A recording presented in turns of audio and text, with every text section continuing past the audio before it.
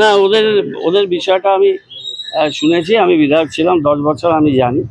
এবং 2011 সালে এখানে বহির্বাণিজ্য পথ খোলার আমার একটা গুরুত্বপূর্ণ ভূমিকা ছিল। এসিডিএ থেকে সমস্ত ইনফ্রাস্ট্রাকচার, তারপর ওদের ওখানে ইমিগ্রেশন ব্যবস্থা, ভিকে সিং জেনারেল উনি এসেছিলেন, আমি বাইপাস নিয়ে আমি এসেছিলাম, ফিরহাদ হাকিম ছিলেন, মুখ্যমন্ত্রী অনেক ইনিশিয়েটিভ ছিল যে এই জায়গায় বহির্বাণিজ্য পথ চালু হলে ফুলবাড়ির গুরুত্ব অনেক বাড়বে, স্থলবন্দর মতো হবে এবং এখানে লোকাল এমপ্লয়মেন্ট অনেক কিছু হবে।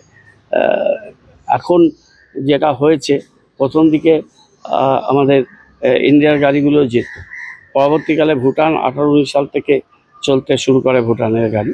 এখন পরিস্থিতিটা এরকম হয়েছে, দু দেশের একটা সম্পর্কের বিষয়। তারপর ভুটানের মালগুলো একটা ওভারলোডিংয়ের অভিযোগ ছিল, পরবর্তীকালে সেটা রেস্ট্রিক্টেড করা হয়েছে। তো মালের কোয়ালিটি বলছে একটা হার্ডার দেন ইন্ডিয়ান, এটা এদের বক্তব্য। তো ইন্ডিয়ার মালগুলো ওখানে কম্পিটিশানে পারছে না, কিন্তু একটা তো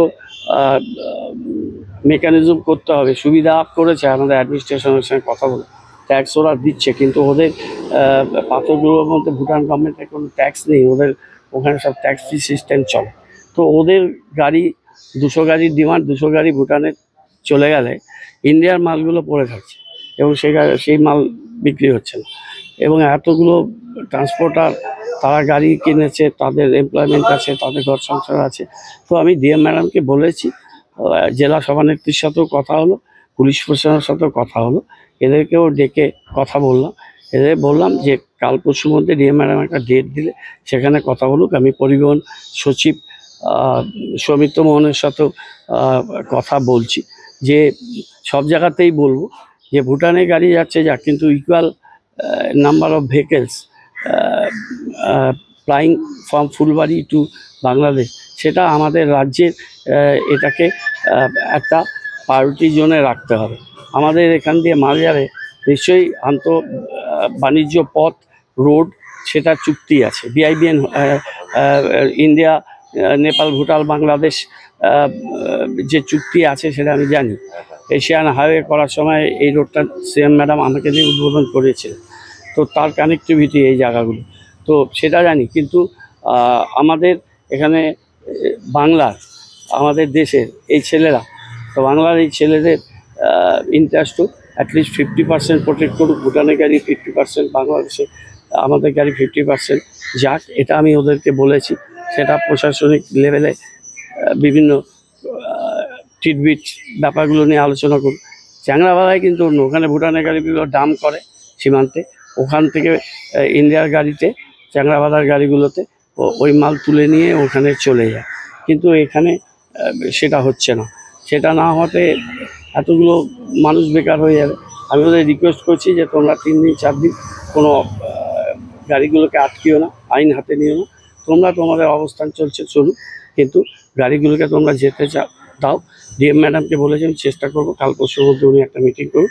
ইন দ্য মিন টাইম আমি সৌমিত্র মোহনের সাহেবের সাথেও কথা বলে নিচ্ছি, ট্রান্সপোর্ট ডিপার্টমেন্টের সাথে।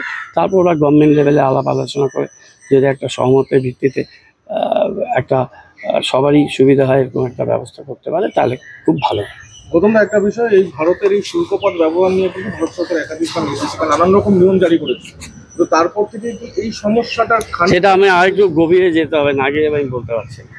এটা আমি অত ডিটেল জানি না, আমি ডাক্তারসগুলো দেখিনি, সেগুলো আমাদের অফিসাররা তাদেরকে রিকোয়েস্ট করছে, তারা আরেকটা বিষয়, কালকে বিধায়ক মেয়র সাহেব আমাদেরকে ডেকেছিলেন, সমস্ত পক্ষকে ডেকেছিলেন, আলোচনা হলো এবং জেলা এবং রাজ্য প্রশাসনের সাথেও আলোচনা হয়েছে।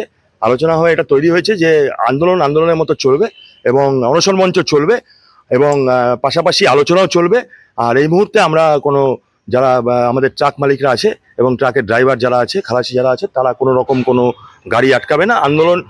আন্দোলনের মতো চলার পরেও আলোচনার টেবিলে 3-4 দিনের মধ্যে ব্যবস্থা গ্রহণ হবে এবং মেয়র সাহেব নিজে সহমত পোষণ করেছেন যে ইন্ডিয়ান গাড়ি যাওয়া উচিত এবং ইন্ডিয়ান গাড়িকে যেভাবে ব্যবসা মার খাচ্ছে তারা তাদের রুজি রুটির যে ব্যাপারটা সেই রুজি রুটির ব্যাপারটা দেখা হবে এবং সহানুভূতির সঙ্গে দেখা হবে। উনি মমতা বন্দ্যোপাধ্যায়ের সঙ্গে কথা বলবেন, মুখ্যমন্ত্রী আমাদের, ওনার সঙ্গে কথা বলবেন। উনি জেলা প্রশাসনের সঙ্গে কথাবার্তা বলেছেন, আমাদের জেলা সভানেত্রী মহুয়া গোপও এই বিষয়ে খোঁজখবর করছেন এবং আলোচনা হয়েছে ওনার সঙ্গেও, মেয়র সাহেবের সঙ্গেও।